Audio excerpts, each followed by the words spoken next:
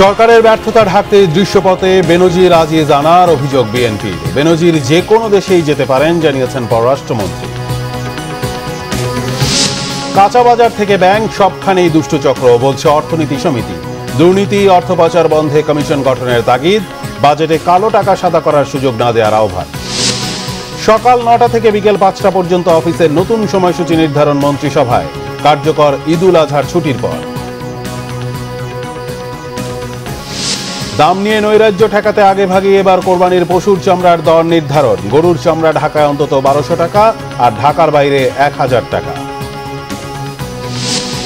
এক রাতের বৃষ্টিতেই সিলেটে পানি থই থই, ওসমানী মেডিকেলেও ঢুকেছে পানি। রোগীর সাথে স্বজনদেরও চরম দুর্গতি।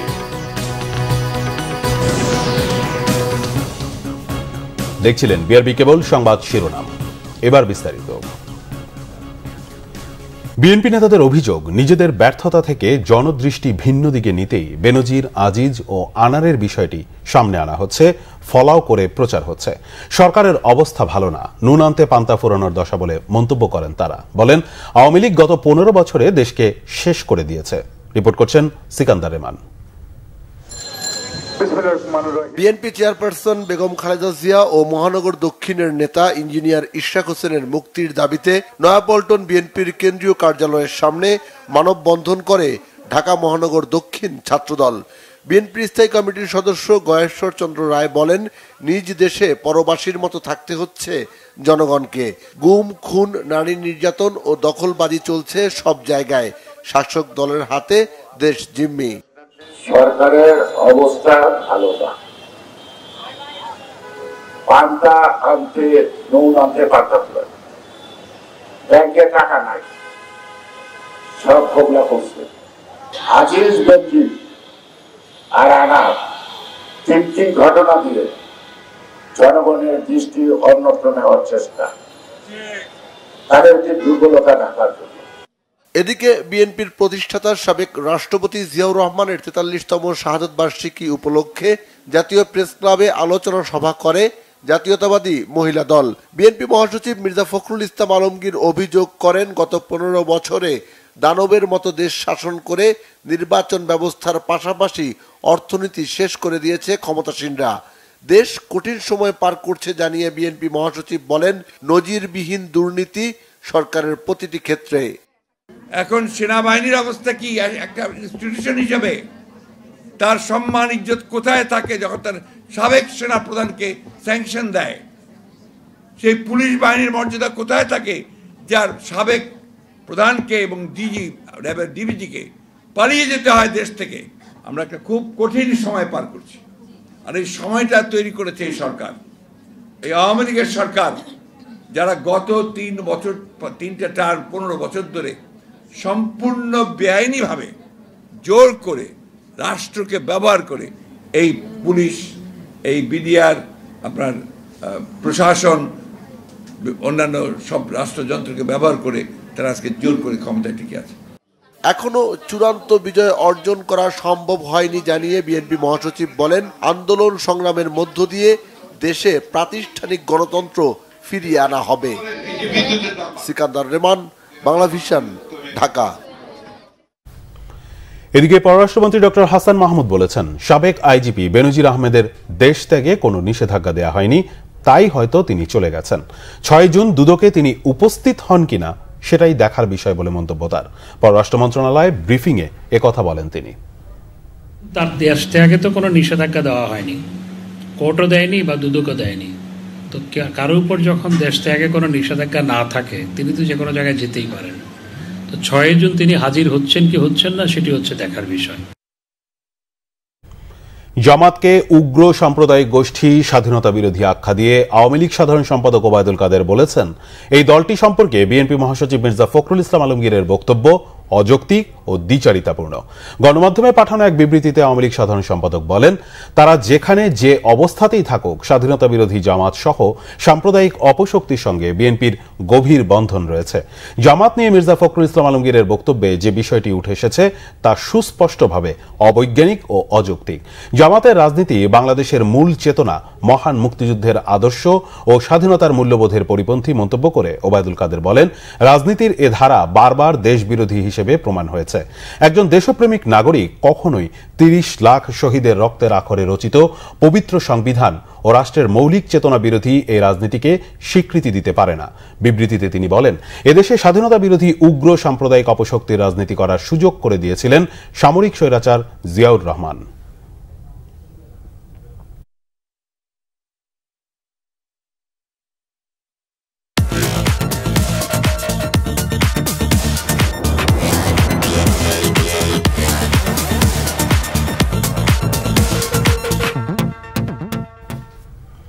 দেশের ব্যাংকিং খাতে দুষ্ট চক্র ঢুকে পড়েছে, এ অভিযোগ করেছেন বাংলাদেশ অর্থনীতি সমিতির সভাপতি ডক্টর কাজী খলিকুজ্জামান। তার মতে, পেঁয়াজের বাজার থেকে শুরু করে কোনো বাজারই এ চক্রের দখল থেকে মুক্ত নয়। 2024-25 অর্থ বছরে বিকল্প বাজেট প্রস্তাবনা অনুষ্ঠানে এসব মন্তব্য করেন তিনি। দুর্নীতি, অর্থ পাচার বন্ধ ও কালো টাকা উদ্ধারে আলাদা কমিশন গঠনের পাশাপাশি সুশাসন প্রতিষ্ঠার তাগিদ দেন অর্থনীতিবিদরা। মাইনুল শোভনের রিপোর্ট। আগামী 6 জুন জাতীয় সংসদে পেশ হবে 2024-25 অর্থ বছরের প্রস্তাবিত বাজেট। এবারের বাজেটের আকার হবে 8 লাখ কোটি টাকা। তবে জাতীয় বাজেট উত্থাপনের 3 দিন আগে বিকল্প বাজেট প্রস্তাবনা দিয়েছে বাংলাদেশ অর্থনীতি সমিতি। এতে 11,95,486 কোটি টাকার ব্যয় বরাদ্দ প্রস্তাব করা হয়েছে, আর রাজস্ব আহরণ ধরা হয়েছে 10,24,767 কোটি টাকা। সমিতির আলোচকদের মতে, সুশাসন থাকলে প্রস্তাবিত বিকল্প বাজেট বাস্তবায়ন অসম্ভব নয়। শোভন বাংলাদেশ বিনির্মাণ ও বৈষম্য নিরসনকে মূল লক্ষ্য ধরে প্রস্তাবিত বিকল্প এ বাজেটে রাজস্ব আয়ে নতুন 27টি উৎস তৈরির প্রস্তাব করা হয়। সরকারের আয় বাড়াতে সম্পদ কর, অতিরিক্ত মুনাফার উপর কর, কালো টাকা ও পাচারকৃত অর্থ ফিরিয়ে আনার উপর জোর দেন বক্তারা। ক্ষোভ জানান বর্তমান কর জিডিপির হার নিয়েও। কালো টাকার পরিমাণ বছরে যেটা প্রডিউস হয় সেটা জিডিপি 33% থেকে 66% পর্যন্ত হতে পারে। কর জিডিপি অনুপাত আমাদের প্রায় 9%, প্রায় পাকিস্তানের চাইতেও কম, স্যার বলেছেন। নেপালে 18%। দুর্নীতি, কালো টাকা, অর্থ পাচার সংশ্লিষ্ট বিষয়ে একটি স্বাধীন commission, independent commission on corruption, black money and money laundering গঠন করা হোক। দেশের ব্যাংকিং খাতের বিদ্যমান দুরবস্থা নিয়ে ক্ষোভ জানায় অর্থনীতি সমিতি। সুশাসন প্রতিষ্ঠায় আর্থিক খাতে ডিজিটালাইজেশনের উপর জোর দেন অর্থনীতিবিদরা। ব্যাংক খাতের কথা বলেছেন, এখানে দুষ্টচক্র আছে। দুষ্টচক্র পেঁয়াজের বাজারে যেমন আছে, আলুর বাজারে আছে ডলারের বাজারে। তারা যেভাবে দখল করে নেওয়ার চেষ্টা করছে বিভিন্ন বাজারকে, আলাদা আলাদা দেখি আলুর বাজার থেকে সব জায়গায়, তাহলে আমাদের অগ্রগতি আমরা যেটা বলছি সেটা হবে না। কালো টাকার কথা বলছেন, উদ্ধারের ব্যাপারে যেটা বলেছেন সেটা হলো রাজনৈতিক সদিচ্ছার দরকার। সেটা কিন্তু আপনার রাজনৈতিক সদিচ্ছার মধ্যে দিয়ে রাজনীতি, অর্থনীতি দুইটা, কিন্তু অর্থনীতিকে পরিচালনা করে রাজনীতিকরা। অনুষ্ঠানে জানানো হয়, 1972 সাল থেকে 2023 পর্যন্ত দেশে পুঞ্জীভূত কালো টাকার আনুমানিক পরিমাণ 1,32,00,000 কোটি টাকা, আর 2024 অর্থ বছরে জমাকৃত টাকার কেবল 1% কম উদ্ধার করতে পারলেও সেটিকে বড় অর্জন হিসাবে বিবেচিত হবে বলে মত দেন বক্তারা। মাইনুল শোভন, বাংলা ভিশন, ঢাকা। কোনো প্রশ্ন ছাড়াই কালো টাকা সাদা করার ঢালাও সুযোগ আসতে পারে নতুন বাজেটে। বিভিন্ন মহলে সমালোচনার পরও 15% কর দিয়ে অপ্রদর্শিত অর্থ বৈধতার সুযোগ আসছে 1 বছরের জন্য। সৎ করদাতাদের সঙ্গে বৈষম্যমূলক আচরণ ভালো চোখে দেখছেন না অর্থনীতিবিদ ডক্টর দেবপ্রিয় ভট্টাচার্য। আরেক বিশ্লেষক ডক্টর আতিউর রহমানও বলেছেন, সামান্য অর্থের জন্য কালো টাকা সাদা করার নীতির প্রশ্নে সরকারের আপোষ করা ঠিক হবে না। জিয়াউল হক সবুজের রিপোর্ট। তথ্য গোপন রাখার শর্তে 2008 সালে আত্মস্বীকৃত দুর্নীতিবাজদের অনুকম্পার সুযোগ দিয়েছিল ট্রুথ কমিশন। নিজের দোষ স্বীকার করে সরকারি কোষাগারে অর্থ জমা দিয়ে সরকারের অনুকম্পার সনদ নেন 448 জন অবৈধ টাকার মালিক। 111 সরকারের সেই সময়ে সর্বোচ্চ 32,000 করদাতা নেন কালো টাকা সাদা করার সুযোগ। এনবিআর এর পরিসংখ্যান বলছে এ পর্যন্ত দেশে অপ্রদর্শিত অর্থ বৈধ হয়েছে প্রায় 47,000 কোটি টাকা। এর মধ্যে প্রথম 20 বছরে মাত্র 98 কোটি, পরের 17 বছরে প্রায় 2,000 কোটি এবং আওয়ামী লীগ সরকারের শেষ 3 মেয়াদেই বৈধ হয়েছে 33,000 কোটি টাকা। সবচেয়ে বেশি প্রায় 21,000 কোটি টাকা সাদা হয়েছে করোনা মহামারীর সময়ে। এরপরে 10% কর দিয়ে কালো টাকা বৈধতার সুযোগ দেওয়া হলেও সুফল মেলেনি। কাজে আসেনি পাচার করা অর্থ ফেরতে সরকারের ঘোষণাও। এরপরও 1 বছর বিরতির পর আবার ফিরছে কালো টাকা সাদা করার সুযোগ। যদি কোনো কারণে আর্নিংস আনডিসক্লোজ থেকে যায়, সেটাকে লিগালাইজ করার একটা মেকানিজম থাকা দরকার।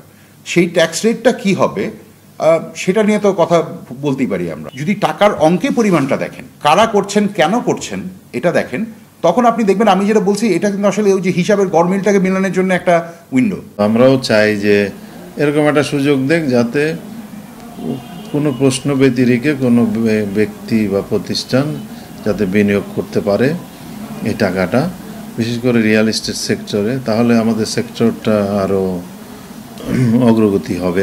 অর্থনীতি বিশ্লেষকরা জানিয়েছেন 15% কর দিয়ে বিনা প্রশ্নে কালো টাকা সাদা করার ঢালাও সুযোগ দেয়া ঠিক হবে না। এটা করতে গেলে সরকারের যে নৈতিক অবস্থান সেটা কম্প্রোমাইজড হয়ে যাবে। এটা তো অনেকেই পছন্দ করেন না এবং খুব বেশি লাভও হয় না। তার একটা বড় কারণ ভয়টা থেকেই যায়। এনবিআর যদিও কোনো প্রশ্ন না করে, ট্যাক্স অথরিটি যদি প্রশ্ন নাও করে, দুদক তো যে কোনো সময় প্রশ্ন করতে পারে। একদিকে বলবো মুখে দুর্নীতির জন্য শূন্য সহিষ্ণুতা, জিরো টলারেন্স, আবার অন্যদিকে কালো টাকাকে আমি সাদা করার সুযোগ দিব আমার সৎ করদাতাদের প্রতি বৈষম্যপূর্ণ আচরণ করে। এটা তো দুটো একসাথে চলতে পারে না। আপনি যে রাজনৈতিক অঙ্গীকার দিয়ে ম্যানিফেস্টো তৈরি করেছেন, নির্বাচনী ইশতেহার তৈরি করেছেন, সেটাকে আমি আরেকবার পড়ে দেখার অনুরোধ জানাবো। তার প্রতি অনুরক্ত থাকতে বলবো, তার প্রতি বিশ্বস্ত থাকতে বলবো, তাহলেই কিন্তু এই ধরনের পদক্ষেপ আসবে না। কর্মসংস্থানমুখী শিল্পে বিনিয়োগ ছাড়া অন্য কোনো খাতে অপ্রদর্শিত অর্থ বৈধতার সুযোগ না দেওয়ার পক্ষে মত অর্থনীতিবিদদের। জিয়াউল হক সবুজ, বাংলা ভিশন, ঢাকা। সকাল 9টা থেকে বিকেল 5টা পর্যন্ত অফিসের নতুন সময়সূচি নির্ধারণ করেছে মন্ত্রিসভা। ঈদের ছুটির পর প্রথম কর্মদিবস থেকেই এই সময়সূচি কার্যকর হবে। রবিবার থেকে বৃহস্পতিবার নামাজের বিরতি 1টা থেকে 1:30টা। দেশের সকল সরকারি, আধা সরকারি, স্বায়ত্তশাসিত প্রতিষ্ঠানের জন্য এই সময়সূচি পুনর্নির্ধারণ করা হয়েছে। তেজগাঁওয়ে প্রধানমন্ত্রীর কার্যালয়ে অনুষ্ঠিত মন্ত্রিসভার বৈঠকে এ সিদ্ধান্ত নেওয়া হয়। বৈঠকে সভাপতিত্ব করেন প্রধানমন্ত্রী শেখ হাসিনা। বৈঠকের পর সচিবালয়ে ব্রিফিংয়ে মন্ত্রিপরিষদ সচিব মোহাম্মদ মাহবুব হোসেন জানান, বনশিল্প উন্নয়ন কর্পোরেশন আইন 2024-এর খসড়ার চূড়ান্ত অনুমোদন দিয়েছে মন্ত্রিসভা। জাতীয় জীব নিরাপত্তা নীতি 2024 এবং ড্রেজিং ও ড্রেজড ম্যাটেরিয়াল ব্যবস্থাপনা নীতিমালাও চূড়ান্ত অনুমোদন দেওয়া হয়েছে। এছাড়া সরহার্দি উদ্যান থেকে শাহবাগ থানা স্থানান্তরের বিষয়েও নির্দেশ দেয় মন্ত্রিসভা। মন্ত্রিপরিষদ জানায়, সরহার্দি উদ্যানে স্বাধীনতা স্তম্ভ নির্মাণের জন্য হোটেল ইন্টারকন্টিনেন্টালের বিপরীতে সাকুরা বারের পেছনে থানা স্থানান্তরের সিদ্ধান্ত হয়।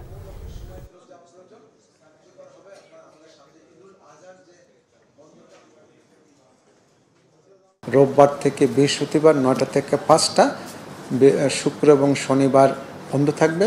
এটি কার্যকর হবে আপনার আমাদের সামনে ঈদুল আজহার যে বন্ধটা শেষ যেদিন হবে তার পরের দিন যে প্রথম যে কর্মদিবস, সেই কর্মদিবস থেকে আমরা 8 ঘন্টা কাজ করব। আমরা 40 ঘন্টা আমাদের কাজ করতে, আমরা তার আগে 35 ঘন্টা কাজ করতাম।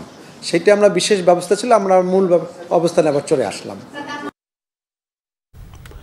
ঢাকায় গরুর চামড়া ন্যূনতম 1200 টাকা আর ঢাকার বাইরে 1000 টাকা নির্ধারণ করে দেওয়া হয়েছে। দাম নিয়ে নৈরাজ্য ঠেকাতে সরকার এবার আগেভাগেই কোরবানির পশুর চামড়ার দর ঠিক করে দিয়েছে। ঢাকায় গরুর চামড়ার দাম গতবারের চেয়ে প্রতি বর্গফুটে 5 টাকা এবং ঢাকার বাইরে তা 3 টাকা বেড়েছে। খাসি ও বকরির চামড়া প্রতি বর্গফুটে বেড়েছে 6 টাকা। সচিবালয় বাণিজ্য প্রতিমন্ত্রীর উপস্থিতিতে নতুন এই মূল্য নির্ধারণ করে বাংলাদেশ ট্যানারি মালিক সমিতি। রিপোর্ট সৈয়দ আব্দুল মুহিতের। দেশের প্রধান রপ্তানি খাতগুলোর অন্যতম চামড়া শিল্প, আর সারা বছরের পশুর চামড়ার মোট সংগ্রহের 50% আসে কোরবানি থেকে। চামড়ার দাম নিয়ে নৈরাজ্য ঠেকাতে এবার ঈদের সপ্তাহ 2 আগে নির্ধারণ করা হলো। ঢাকায় লবণযুক্ত গরুর চামড়ার দাম প্রতি বর্গফুট নির্ধারণ করা হয়েছে 55 থেকে 60 টাকা, যা গত বছর ছিল 50 থেকে 55 টাকা।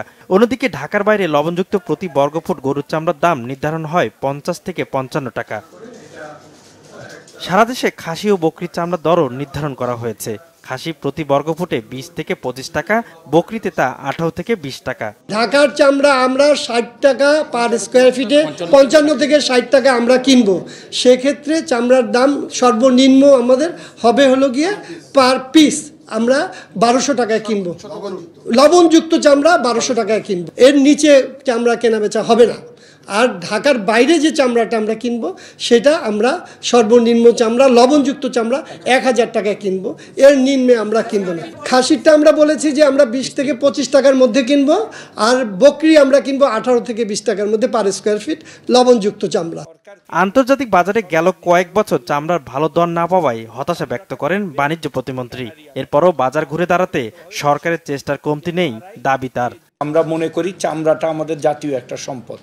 এই চামড়াটা যেন কোনোভাবেই নষ্ট না হয়, এই নষ্ট যাতে না হয় এটার একটা ন্যূনতম ভ্যালু যারা কোরবানি দিচ্ছেন বা এটার থেকে যারা সুবিধাভোগী তারা বঞ্চিত না হওয়ার জন্যই কিন্তু আজকে আমাদের এই বৈঠক বা এই আলোচনা। এটার উপরে সরকারের ভাবমূর্তি নির্ভর করে। সো আমরা চেষ্টা করব সর্বোচ্চ যাতে এই যে মূল্য আজকে নির্ধারিত হলো এই মূল্যের নিচে যেন কোথাও বাংলাদেশে চামড়াই না হয়, সেটা আমরা সুপারভিশনে রাখবো। সরকার বলছে এবার 1,07,00,000 কোরবানির পশু চাহিদা থাকলেও দেশে প্রস্তুত 1,29,00,000 কোরবানির পশু। যেহেতু সকল সৈয়দ আব্দুল মুহিত, বাংলাভিশন, ঢাকা। এক রাতের ভারী বৃষ্টিতে জলাবদ্ধতা তৈরি হয়েছে সিলেট নগরের প্রধান সড়ক সহ প্রায় 90% এলাকায়। পানি উঠেছে অনেক বাসাবাড়ি ও Sylhet MAG Osmani medical college হাসপাতালে, বিপাকে রোগী ও তাদের স্বজনরা। এদিকে 7 উপজেলায় বন্যা পরিস্থিতি অপরিবর্তিত রয়েছে, সংকটে দুর্গতরা। সিলেট থেকে দীপু সিদ্দিকীর পাঠানো তথ্য ছবিতে ডেস্ক রিপোর্ট। রবিবার মধ্যরাত থেকে সোমবার সকাল পর্যন্ত টানা বৃষ্টিতে জলাবদ্ধতা তৈরি হয়েছে সিলেট নগরীর নিচু এলাকায়। জেলার প্রধান চিকিৎসা সেবা কেন্দ্র Sylhet MAG Osmani medical college হাসপাতালেও পানি ঢুকেছে, ব্যাহত হচ্ছে চিকিৎসা সেবা, বিপাকে রোগী ও তাদের স্বজনরা। নদ নদীর পানি কমছে ধীর গতিতে। সুরমা ও কুশিয়ারা সহ বিভিন্ন নদীর পানি 1 থেকে 2 সেন্টিমিটার কমেছে। এতে আশ্রয় কেন্দ্রে অবস্থানরতদের ফেরার প্রতীক্ষা দীর্ঘায়িত হচ্ছে। পানিবন্দী মানুষের অভিযোগ, প্রত্যন্ত এলাকায় যাচ্ছে না ত্রাণ সহায়তা। পানির অবস্থা তো গরু খাঁদা তাই পানি তো আমরা ওলা বই রয়েছি, আল্লাহ আল্লাহ করে আর এখন বর্তমানে কিছু একটা রোদ উঠছে, জানে একটা শান্তি আইছে। আমার অনেক বাড়িঘর বুড়াই গেছে, প্রচুর বাড়িঘর বুড়াই গেছে। আপনার ঘূর্ণিঝড়, হালকা ঘূর্ণিঝড় আসিল, অনেক ক্ষতি হয়ে গেছে। ওখানে কোনো নেতা কর্মী এই গ্রামও আসেও নাই, দেখেও নাই। পানি অঙ্ক বর্তমানে স্থিতিশীল আছে, কোনো বাড়েও নাই, কমে নাই। এটা বর্ষারও বন্যা আসে, তো এটা ফট করেও আইছে এই বন্যাটা, এক রাইতে মারছে বন্যাটা। যারা কিছু উপরে দিয়ে আছে এরা বাওরা আছে, আমার দিকে যারা আছে এরা তো ডুবিয়া গেছে। পানি উপরে আর খিলা চলি আর তো আল্লাহ আল্লাহ ভরসা। বন্যার্তদের মাঝে ত্রাণ বিতরণ করছে উপজেলা প্রশাসন, যদিও প্রয়োজনের তুলনায় তা অনেক কম। শুকনো খাবার দেওয়া হয়েছে অনেক জায়গায়, আর ত্রাণ হিসেবে আপনার চাল দেওয়া হচ্ছে। আমাদের কাছে যথেষ্ট খাদ্য মজুদ আছে। একটু কালকে খারাপ ছিল, কালকের চেয়ে আজকে একটু ভালো আছে, পানি কমছে।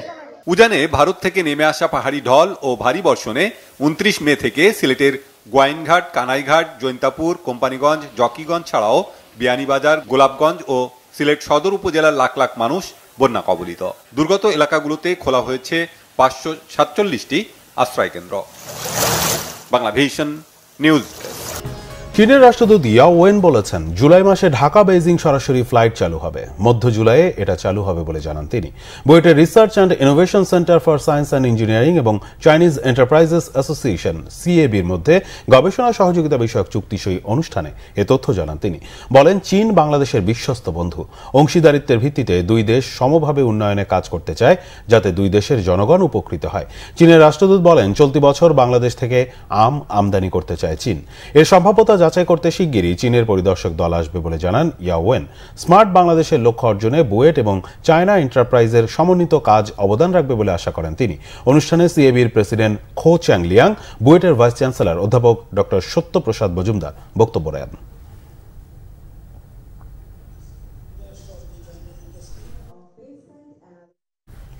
মিথ্যা মামলা দিয়ে হেনস্থা করা হচ্ছে বলে ডক্টর ইউনূস যে অভিযোগ করেছেন সেটি সত্য নয় বলে দাবি করেছে গ্রামীণ ব্যাংক। তাদের দাবি, সুনির্দিষ্ট তথ্য প্রমাণের ভিত্তিতেই তারা ডক্টর ইউনূসের বিরুদ্ধে আইনগত ব্যবস্থা নিচ্ছে। এদিকে ডক্টর ইউনূসের আইনজীবীর দাবি, গ্রামীণ ব্যাংক লোভে পড়ে ডক্টর ইউনূসের বিরুদ্ধে মিথ্যাচার করছে।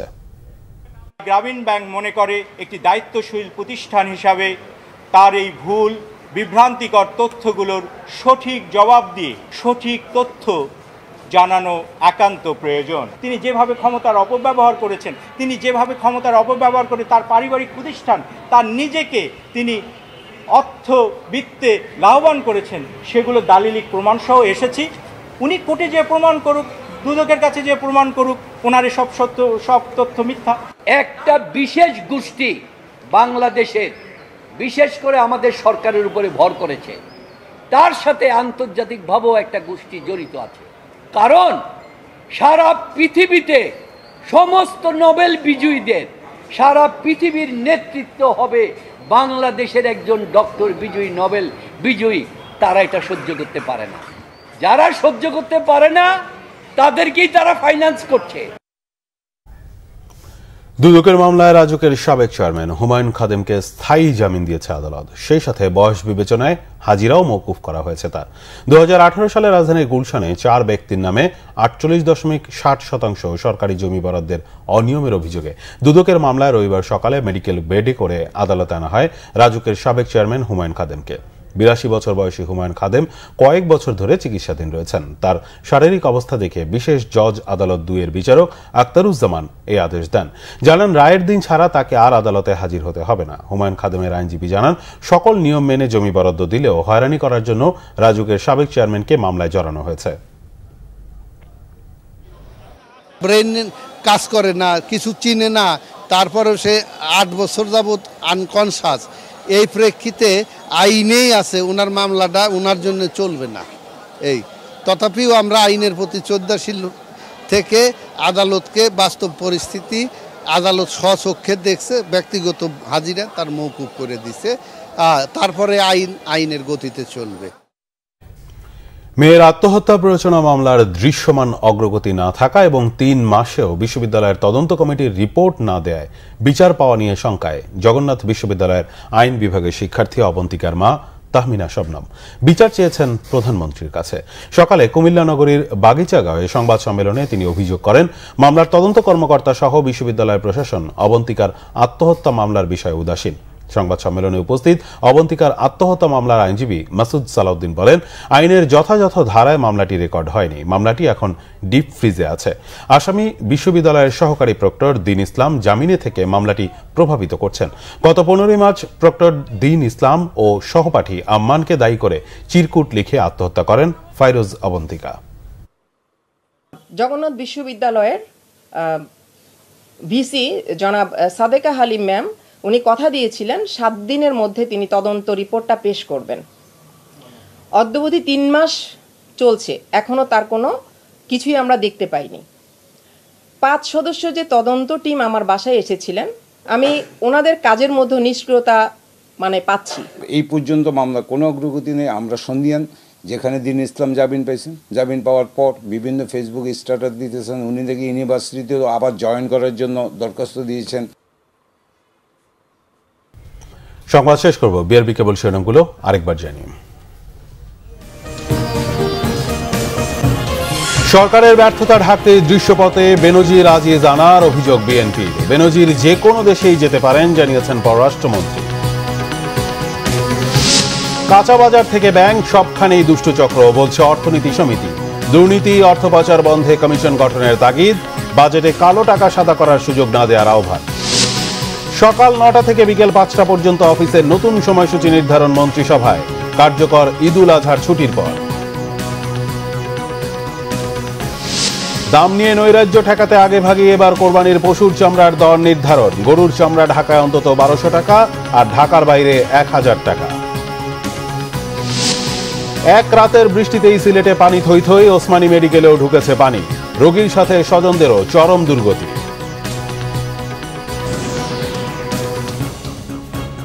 এই ছিল এখনকার মতো। পরের সংবাদ রাত 10:30।